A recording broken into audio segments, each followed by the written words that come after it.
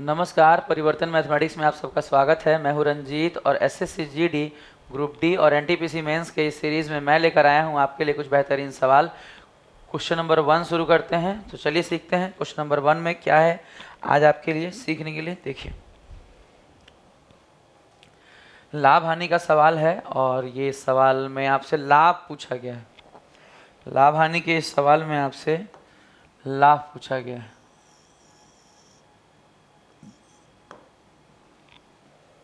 देखिए, किसी वस्तु का अंकित मूल्य 480 है। बाबू, किसी वस्तु का अंकित मूल्य कितना है? 480 है।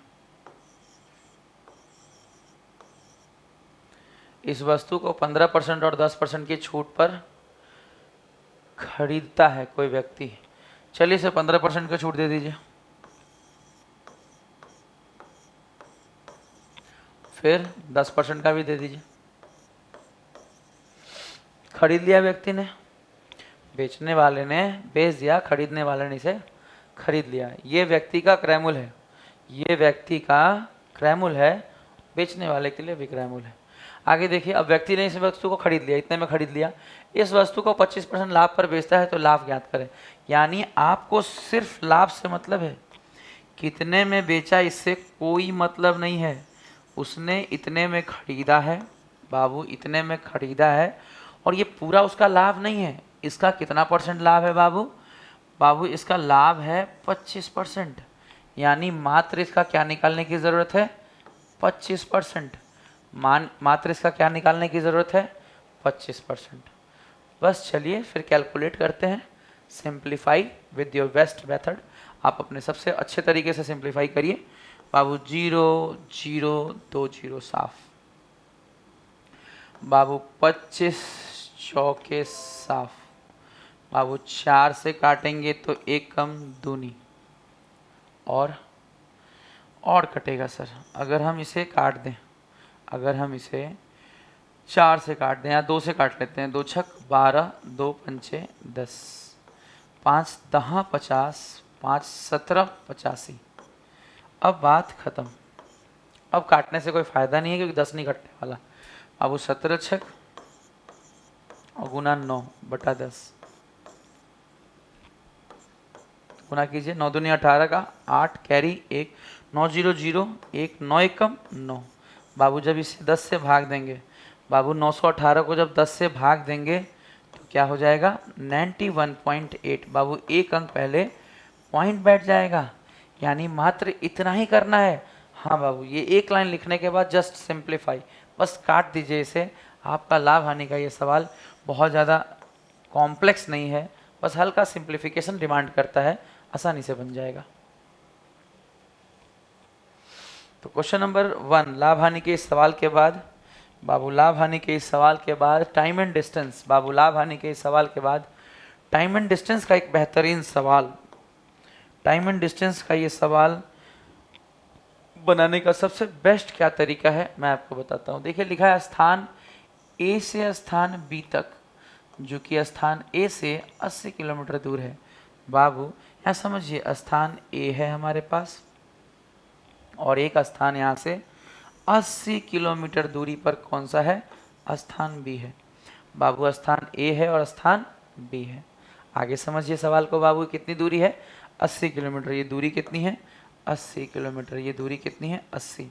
टोटल बाबू यहाँ से लेकर यहाँ तक और यहाँ से लेकर यहाँ तक टोटल कितना है? 80 किलोमीटर।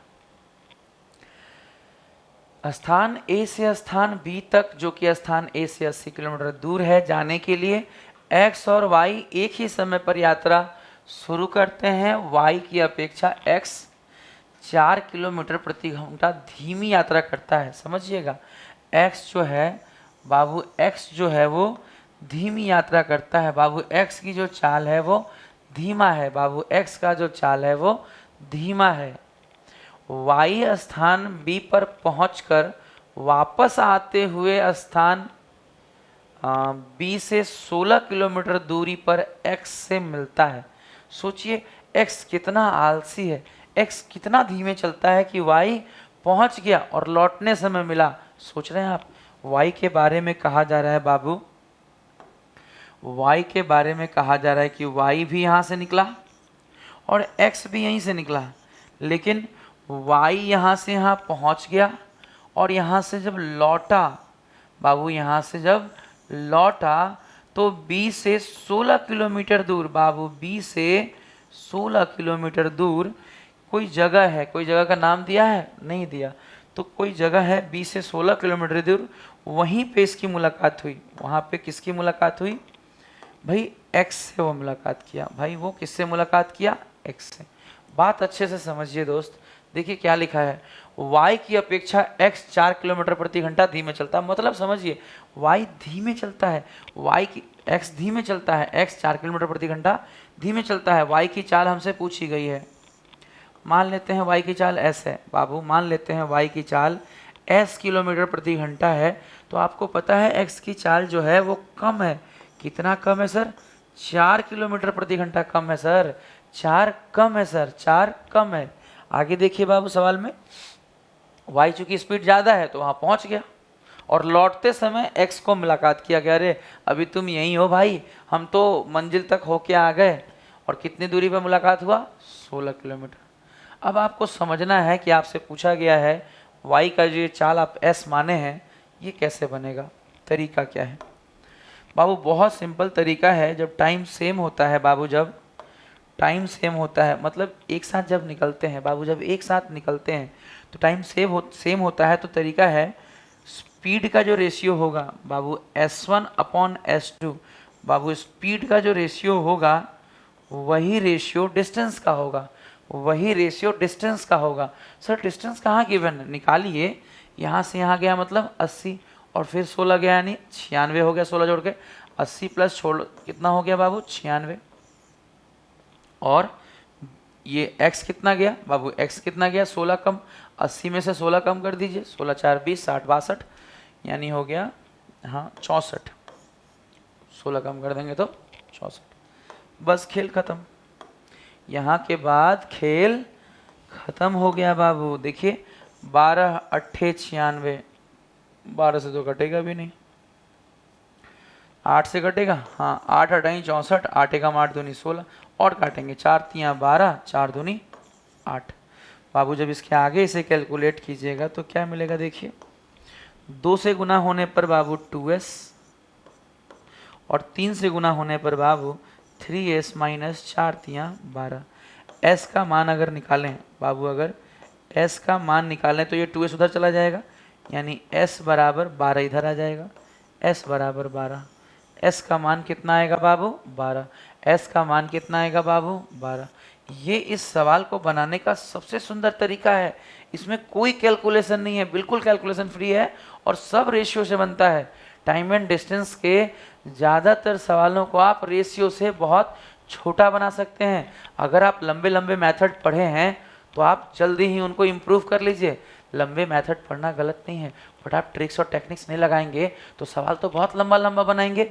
बहुत लंबा बनाने से क्या नंबर 3 नंबर मिलेगा? नंबर तो एक ही मिलेगा। तो आप छोटा बनाइए, जल्दी बनेगा। क्वेश्चन नंबर 2 बहुत अच्छा था। आज क्वेश्चन नंबर हम लोग 3 करने जा रहे हैं। देखिए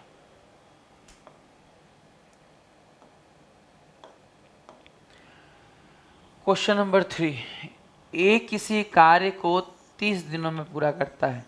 ए किसी कार्य को कितने दिनों में करता है? 30। वह कार्य शुरू करता है, वह कार्य शुरू करता है 4 दिन के बाद। समझिए, जब कार्य शुरू कर दिया, जब कार्य शुरू हो गया तो 4 दिन तक तो काम हो गया। अब 4 दिन में कितना कर दिया होगा? सब जब पूरा काम 30 दिन में करता है तो 4 दिन में 4/30, यानी ऊपर नीचे काटेंगे तो 2/15 भाग। बाबू 2/15 भाग काम हो गया। आपको पता है 2/15 काम अगर हो गया तो रिमेनिंग कितना है? 15 में से 2 गया, 13/15 भाग। अब कौन करने वाला है? 4 दिन बाद बी उसके साथ शामिल हो गया, बी उसके साथ कार्य में शामिल हो गया, यानी ये 13/15 भाग जो कार्य है सर, ये ए और बी करने वाले हैं। ये कौन करने वाले हैं बाबू? ए और बी मिलकर करेंगे क्योंकि अब बी भी शामिल हो गया। कितने दिन में काम हुआ देखिए आगे। और पूरा कार्य शुरुआत से 10 दिन में होता है। बाबू शुरुआत से 4 दिन तक तो ये अकेले किया था। शुरुआत से 10 दिन लगने का मतलब ये शेष काम करने में कितना लगा, 10 - 4। बाबू 4 दिन तो पहले हो गया था ना, तो 10 - 4 कितने दिन में, 6 दिन में। बाबू 13/15 भाग कितने दिन में हुआ, 6 दिन में। बाबू 13/15 भाग काम कितने दिन में हुआ, 6 दिन में।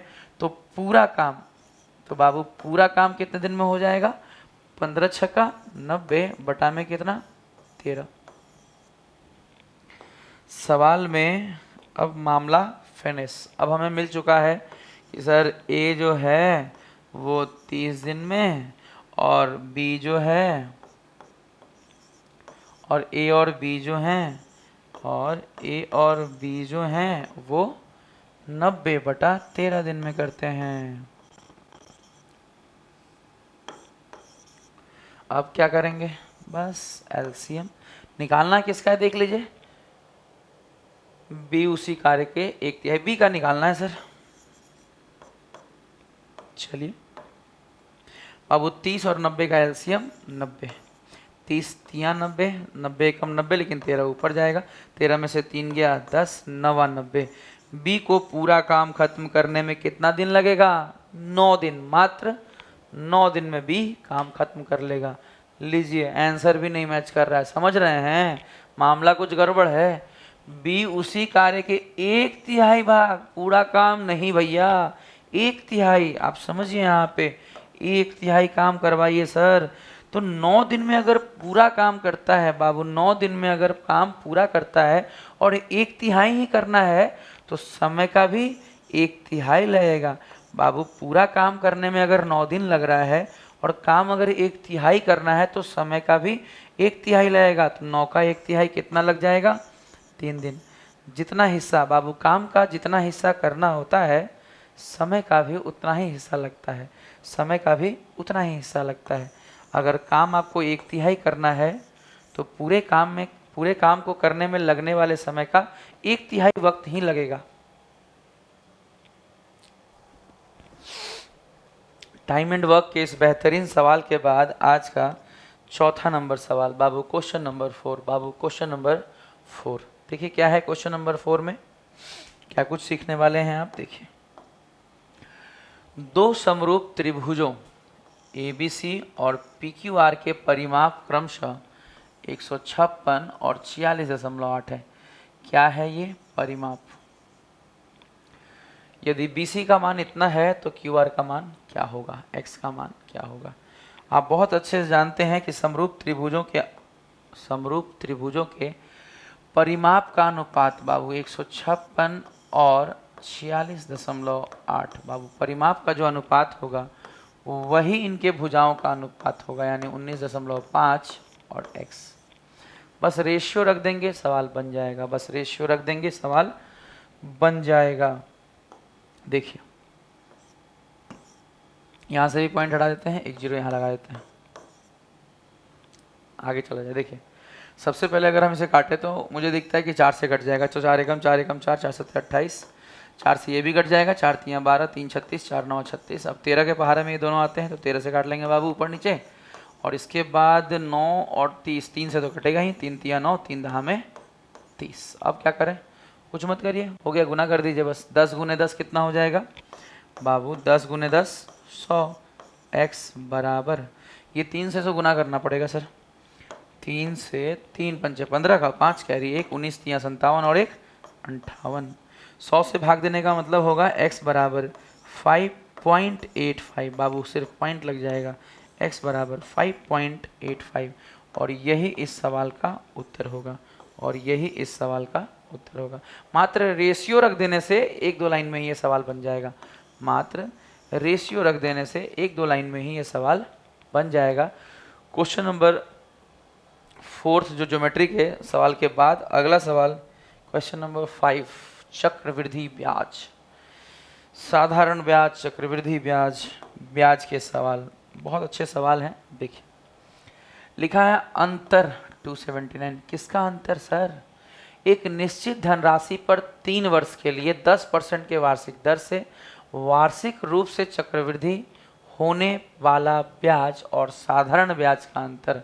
यानी मामला समझिए, साफ है कि रेट है 10% का, टाइम है 3 साल का, और अंतर किसका है जी? चक्रवृद्धि भी है और साधारण भी। आजकल ये ट्रेंड बढ़ते जा रहा है। अब एसआई और सीआई को मिक्स करके सवाल तो पहले भी आता था, बट जब से नंबर ऑफ क्वेश्चंस एग्जाम में 50 से 25 हो गए और नंबर उतना ही रह गया, तो नंबर ऑफ क्वेश्चंस कम हो गए हैं बट कम्बिनेशन बढ़ गए हैं। एसआई और सीआई के ज़्यादातर सवालों को आप देखिएगा अब कम्बिनेशन से आते हैं। एसआई का अलग और सीआई का अलग नहीं आता, एक में ही डाल देते हैं दोनों जानबूझकर कि अगर आपका कॉन्सेप्ट क्लियर है, दोनों का कॉन्सेप्ट क्लियर है तो बनेगा, एक का कॉन्सेप्ट क्लियर है तो नहीं बनेगा। एसआई आता है तो भी नहीं बनेगा, सीआई आता है तो भी नहीं, दोनों आना चाहिए। अब देखिए क्या होगा। अंतर 279, अंतर कितना है? 279। अच्छा, 10% के हिसाब से 3 साल का अगर एसआई की बात करें, समझिए यहाँ पे बाबू, 10% के हिसाब से 3 साल का यानी 10 तियां 30%। और अगर सीआई की बात करें तो 10% के हिसाब से 3 साल का कितना होता है? 33.1%।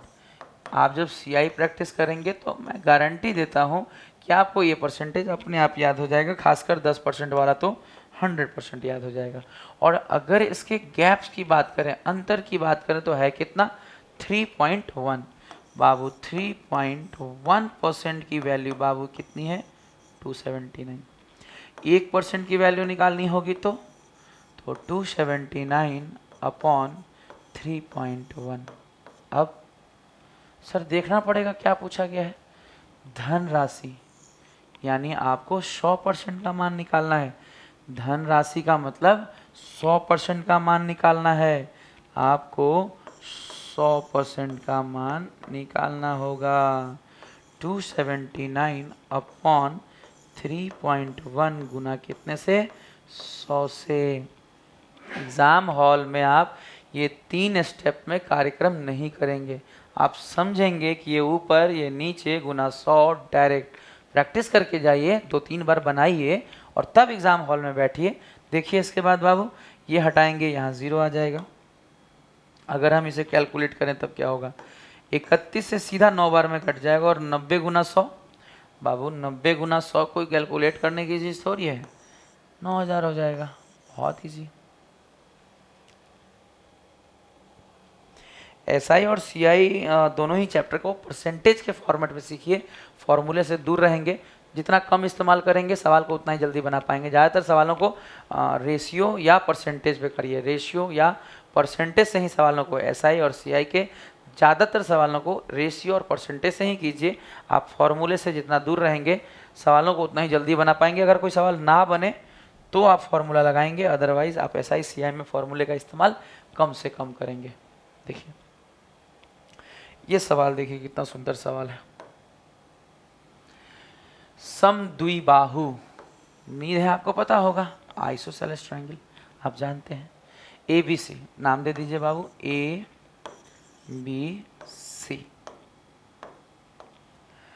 यदि AD बाबू, AD 12 सेंटीमीटर है त्रिभुज ABC का, यदि BC पर, ठीक है, एक बार पढ़ लेते हैं। समद्विबाहु त्रिभुज ABC में AB बराबर AC, ठीक है, AB बराबर AC और AD BC पे लंबवत है, AD BC पे लंबवत है और AD बराबर 12, AD बराबर 12 और ABC का परिमाप बाबू, ट्रायंगल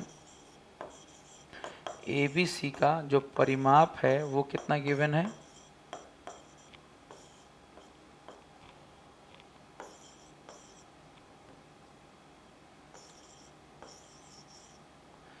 परिमाप जो गिवन है बाबू वो 36 गिवन है। तो BC की लंबाई आपसे ये पूछा गया है, बनाए कैसे? देखिए बेस्ट टेक्निक क्या होगा। देखिए अगर आप जानते हो तो ये जो लंबवत का मतलब है यहाँ पे 90 डिग्री,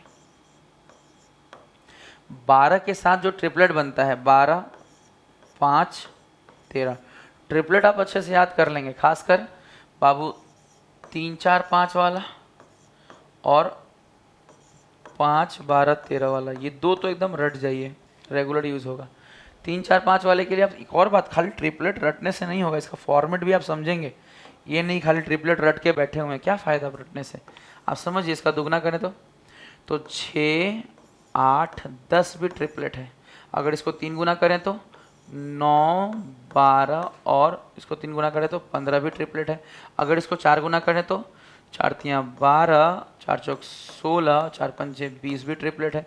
अगर इसको अगर गुना करें, मान लीजिए 2 गुना करें तो 10 24 और 26 भी ट्रिपलेट है। अगर इसको 3 गुना करें तो 15 12 3 36 13 3 39, ये भी ट्रिपलेट है बाबू, ये भी ट्रिपलेट है बाबू। तो ट्रिपलेट्स रट जाइए, ये आपका एक नोट्स हो गया कि आप इसे रट जाएंगे, ये आप रट जाइए। क्या है ट्रिपलेट बाबू? ट्रिपलेट मतलब क्या होता है? जो 90 डिग्री में पाइथागोरस के रूल्स को फॉलो करते हैं। पाइथागोरस का रूल क्या है बाबू? पाइथागोरस का रूल है कर्ण का स्क्वायर बराबर, बाबू कर्ण का स्क्वायर बराबर लंब का स्क्वायर प्लस आधार का स्क्वायर। तो आपको ट्रिपलेट रट जाने हैं ताकि आप सवालों को जल्दी कर पाएँ। चलिए अभी सवाल हो नहीं गया, सिर्फ ट्रिपलेट लगा देने से बात नहीं बनेगी। देखिए अभी 12 5 13 लगा दिया, तो 13 है तो ये भी 13 और ये 5 होगा तो ये भी 5, यानी ये पूरा कितना होगा 10। चेक करना पड़ेगा, परिमाप 36 गिवन है, 13 दूनी 26 10 36। अब हुआ बात सही, यानी BC का मान कितना हो जाएगा 10। चेक करिएगा जरूर, ये नहीं कि बना के मार दिया डायरेक्ट बाबू। एक बार परिमाप से, बाबू ये परिमाप इसीलिए गिवन है कि आप इससे एक बार चेक कर लेंगे बाबू, इससे परिमाप चेक कर लेंगे। नेक्स्ट क्वेश्चन, क्वेश्चन नंबर 7, आज के 7वां नंबर सवाल। ये बहुत इजी सवाल है बाबू, ये बस देने का मकसद इतना है कि आप फॉर्मूले पे जोड़ देते रहें। tan x को हम लिख सकते हैं बाबू cot 90 - x। यहाँ पे ऑलरेडी क्या लिखा हुआ है? cot 48 degree plus 2x। Cot से कॉट को आप काट दीजिए, हालांकि आप कह सकते हैं बस बराबर ही तो करना है, ये इससे बराबर कर लीजिए, बिना काटे भी कर सकते हैं, कटता थोड़ी है, ऐसे थोड़ी कोई काटता है भाई। बस हम लोग बराबर कर रहे हैं बाबू। 90 - x बराबर 48 प्लस 2x बाबू, 48 प्लस 2x बाबू, 48 प्लस 2x। 2x के साथ x जाएगा तो 3x और 48 इधर लाएगा, आएंगे तो 42 बाबू। 3 से काट दीजिएगा बाबू, 3 से अगर आप 42 को काटिएगा तो x का मान 14 डिग्री, 14 3 42 होता है ना बाबू। पहाड़ा 25 तक का स्ट्रॉन्ग रखिए, हालांकि यहाँ तो 14 का ही और 3 का लग रहा है, बट फिर भी 25 से कम नहीं। स्क्रीनशॉट ले लीजिए, हम आगे बढ़ते हैं बाबू। स्क्रीनशॉट इसलिए लीजिए ताकि आपको यही सवाल दोबारा कभी ना देखना पड़े, बार बार वीडियोस को ना देखना पड़े। इमेज में रहेगा तो कभी भी देख लेंगे आप। अगर मान लीजिए इमेज नहीं रहा तो बार बार वीडियो प्ले करके आप उस पॉइंट पे जाके उस क्वेश्चन को सीखेंगे, वहीं से इमेज रहेगा तो नहीं समझ में आ जाएगा आपको। देखिए आज का आखिरी सवाल और सिक्कों वाला सवाल। अक्सर सिक्कों वाले सवालों में बच्चे थोड़ा परेशान रहते हैं, तो चलिए हम सिखाते हैं आपको बहुत अच्छे सवाल। इसको बनाने का सबसे बेस्ट तरीका क्या होगा? देखिए लिखा है 1 रुपये, 2 रुपये और 5 रुपये के जी सिक्के हैं, और सिक्कों की जो संख्या का अनुपात है और जो सिक्कों का अनुपात है और जो सिक्कों की संख्या का जो अनुपात है वो कितना कितना है? देखिए वो लिखा हुआ है 4:5:8। अगर हम इसे x मान लें तो हम यहीं पे इसे लिख सकते हैं इस तरह से। आगे आप समझिए कि सिक्के अगर 4 हैं और एक एक के हैं तो रुपए भी कितने हो जाएंगे? बस मल्टीप्लाई कर देंगे तो वैल्यू मिल जाएगा। बस हम मल्टीप्लाई कर देंगे तो हम क्या हमें मिल जाएगा? वैल्यू। बाबू 1 रुपये का सिक्का है और 4 है तो 4x रुपये, गुना कर दीजिए बस। 2 रुपये के सिक्के और 5 है तो 10 रुपये हो जाएंगे। 5 × 8 40x हो जाएगा, और सब जोड़ के बाबू 40 10 50 4 54 कितना दिया हुआ है? रुपये रुपये रुपये रुपये, ये रहा देखिए 432। टोटल मूल्य बाबू, कुल वैल्यू, टोटल वैल्यू 432 बाबू। यहाँ जोड़ने पे कितना मिला था? 40 10 50 और 4 54 यूनिट बराबर, या 54x बराबर 432, यानी x बराबर बाबू 8, x का मान 8 हमसे पूछा गया है 2 रुपए वाले सिक्कों की संख्या, हमसे पूछा गया है 2 रुपए वाले सिक्कों की संख्या। बाबू 5x का मान, बाबू 5x का मान यानी 5 इंटू x का मान है 8, यानी 8 पंचे 40, 8 पंचे 40, 8 पंचे 40।